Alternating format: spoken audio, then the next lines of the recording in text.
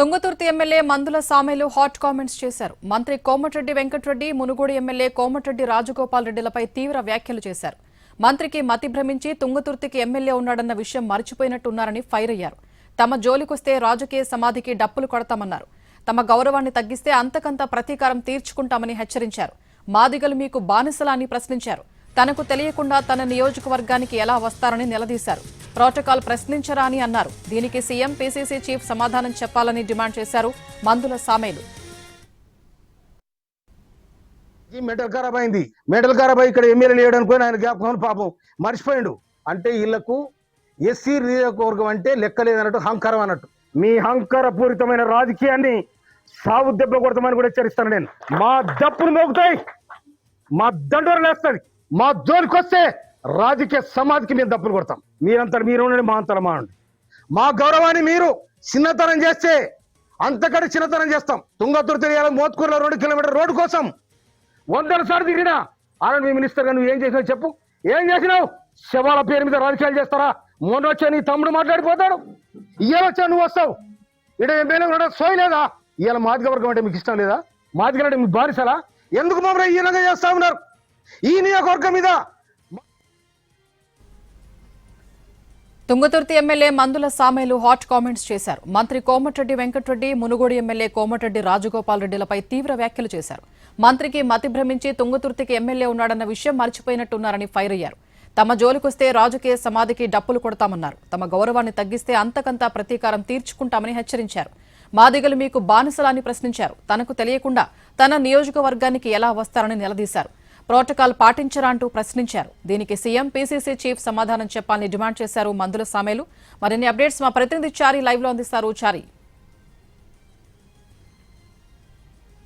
ముదిరి పాకాన పడుతున్నటువంటి పరిస్థితి అయితే కనపడుతుంది. మొన్నటి వరకు కూడా తుంగతుర్తి నియోజకవర్గంలో మండల పార్టీకి సంబంధించినటువంటి అధ్యక్షుల నియామకానికి సంబంధించినటువంటి వ్యవహారంలో ఈ తుంగతుర్తి నియోజకవర్గంలో ఉన్నటువంటి నాయకులందరి మధ్య కూడా కొంత వివాదం చోటు చేసుకుంది.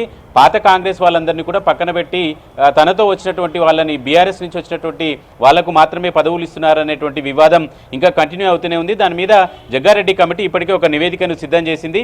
యాక్చువల్గా ఇవాళ నివేదిక ఇవ్వాల్సి ఉండే, కానీ అది రేపటికి వాయిదా పడింది. రేపు పీసీసీ చీఫ్కి నివేదిక ఇవ్వబోతున్నారు జగ్గారెడ్డి. ఇంతలో మందుల సామేల్ స్థానిక ఎమ్మెల్యే కొన్ని కీలకమైనటువంటి కామెంట్స్ చేశారు. అది పార్టీలో వివాదానికి దారితీసినటువంటి పరిణామంగానే చూడాలి. ఎందుకంటే ఆ జిల్లాకు సంబంధించి అలాగే నియోజకవర్గంలో ప్రభావితం చూపేటువంటి మంత్రి కోమటిరెడ్డి వెంకటరెడ్డి కావచ్చు, మునుగోడు ఎమ్మెల్యే రాజగోపాల్ రెడ్డి కావచ్చు, ఇద్దరిని ఉద్దేశించి కూడా ఆయన కొన్ని కీలకమైనటువంటి వ్యాఖ్యలు చేశారు. తనకు తెలియకుండా, తనకు సమాచారం ఇవ్వకుండా, ప్రోటోకాల్ని కూడా పాటించకుండా మంత్రి తన నియోజకవర్గానికి ఎలా వస్తారు, ఆ రోడ్డుకు సంబంధించి మంత్రి ఏ రోడ్డునైతే పరిశీలించారో ఆ రోడ్డుకు సంబంధించినటువంటి పనుల కోసం చాలా రోజులు అపాయింట్మెంట్ కూడా కోరాను. ఆ పనుల్ని పూర్తి చేయాలని అడిగాను, కానీ కనీసం ఏ ఒక్క రోజు కూడా తనకు ఆ రోడ్డుకు సంబంధించినటువంటి విషయంలో స్పందించని మంత్రి ఇప్పుడు ఎలా వచ్చారనేటువంటి అంశాన్ని కూడా ఆయన ప్రస్తావిస్తూ వచ్చారు. మునుగోడు ఎమ్మెల్యే రాజగోపాల్ రెడ్డిని కూడా కొన్ని అంశాలను లేవనెత్తారు.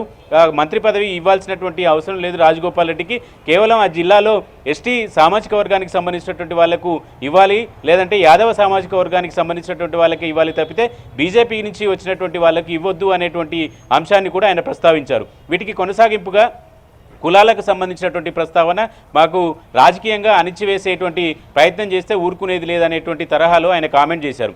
ఒకవైపు వివాదం కొనసాగుతున్నటువంటి మండల అధ్యక్షులకు సంబంధించినటువంటి నియామక ప్రక్రియ మీద కూడా ఆయన కామెంట్ చేశారు. పీసీసీ చీఫ్గా మహేష్ గౌడ్ నియమించినటువంటి మండల అధ్యక్షులే కొనసాగుతారనేటువంటి కామెంట్స్ కూడా ఆయన చేశారు. వీటన్నిటినీ పార్టీ నాయకత్వం ఎలా చూస్తుందనేది కూడా చూడాలి. ఎందుకంటే PCC chief, CM Revanth Reddy ఇద్దరే ఈ ఎపిసోడ్కి ఈ వ్యవహారాలన్నింటినీ జోక్యం చేసుకోవాలని మందుల సామేల్ కోరినటువంటి నేపథ్యం ఒకవైపు ఉంటే, కోమటిరెడ్డి బ్రదర్స్కి ఇద్దరిని కూడా టార్గెట్ చేస్తూ మందుల సామేల్ తుంగతుర్తి ఎమ్మెల్యే చేసినటువంటి కామెంట్స్ అనేవి ఇప్పుడు జిల్లా రాజకీయాల్లో కాకుండా తాజాగా పదే వివాదాలకు కేంద్ర బిందువుగా మారుతున్నటువంటి తుంగతుర్తి కాంగ్రెస్ వివాదం అనేది ఎటు దారి తీస్తుందనేది కూడా చూడాలి.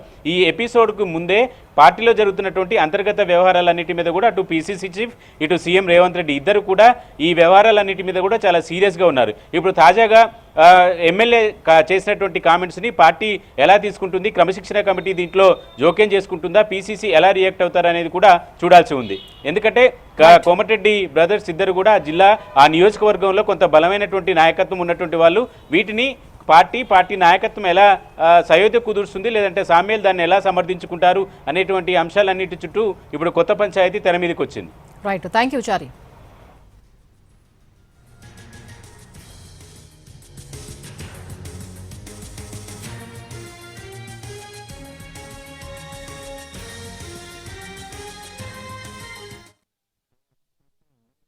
తెలుగు రాష్ట్రాల నీట్ చరిత్రలో కొత్త అధ్యాయానికి నాంది ఎస్ఆర్. ఇది ప్రతి తెలుగు విద్యార్థి విజయం. మన తెలుగు విద్యార్థి తెలుగు గడ్డపై నుంచి ఎగురవేసిన విజయకేతనం. ఆల్ ఇండియా జనరల్ కేటగిరీలో 9వ ర్యాంక్, 720కి 705 మార్కులు. తెలుగు రాష్ట్రాల్లో ఏ ఒక్క విద్యా సంస్థకి 720కి 705 మార్కులు రాలేదు, ఒక్క ఎస్ఆర్ కి తప్ప. It's an open challenge. Telangana రాష్ట్రంలో నంబర్ 1, ఏపీలో నంబర్ 1, కర్ణాటకలో నంబర్ 1, మొత్తం సౌత్ ఇండియాలో ఎస్ఆర్ ఆధిపత్యం.